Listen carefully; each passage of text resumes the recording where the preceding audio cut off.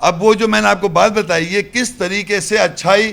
Dominate کرتی ہے برائی کو، وہ دیکھیں میں آگے لکھا ہے سورہ الانعام 6:160 من جاء بالحسنۃ فلہ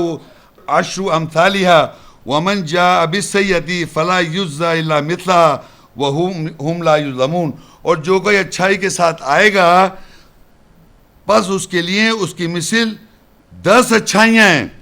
اور جو کوئی برائی چوٹ کے ساتھ آئے گا وہ اس کی جزا اس کے لیے نہیں ہے سوائے اس کی مثل ایک برائی چوٹ، اور وہ ظلم نہیں کیے جائیں گے۔ اب دیکھیے میں آپ کو بتا رہا تھا نا کہ آپ برا کر رہا ہے کوئی آدمی، آپ اچھا کر رہے ہیں، تو برائی کے ساتھ برائی ایک ہے، برائی جو ہے اگر ایک برا کریں اس کی برائی کا اجر ایک ہے، لیکن اچھا کریں اس کا اجر کتنا ہے؟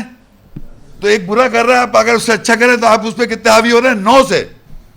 برائی کا دفاع کرنا ہے اچھائی سے، تو ایک آدمی نے میرے ساتھ برا کیا، میں اس کے اچھا کروں گا تو 9 اچھائی اس پہ ڈومینیٹ کریں گی، کیونکہ ایک اچھائی کا 10 نہیں، کیونکہ اس کی اللہ تعالیٰ ریٹرن 10 کر رہا ہے۔ تو اگر ایک انسان کوئی برا کرتا ہے اس کے ساتھ ایک اچھائی کریں گے تو وہ 10 کے 9 اس پہ حاوی ہو جائے گا۔ پھر برا کیا، پھر اس آپ نے کیا، تو 9 اور 9 18، 2 کا اس کا ایک چل رہا ہے۔ ایک برائی کر رہا ہے تو برائی آپ اس سے ہٹو تو برائی کا برا تھا، برائی کر دیں تو برائی برابر ہے۔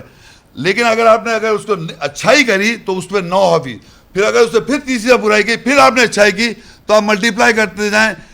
10 10 10 10۔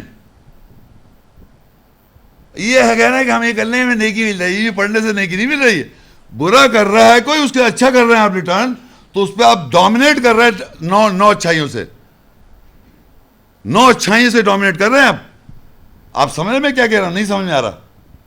تو یہ سمجھے اچھائی کرنے کا ریوارڈ سمجھے اللہ تعالیٰ نے برائی والے کو کس طرح دوست بنایا، کہ آپ نے اچھائی کی اس کے ساتھ آپ اس سے برا کیا، آپ نے اچھائی کی تو وہ ملٹیپلائی ہو جاتی ہے اس کے اوپر،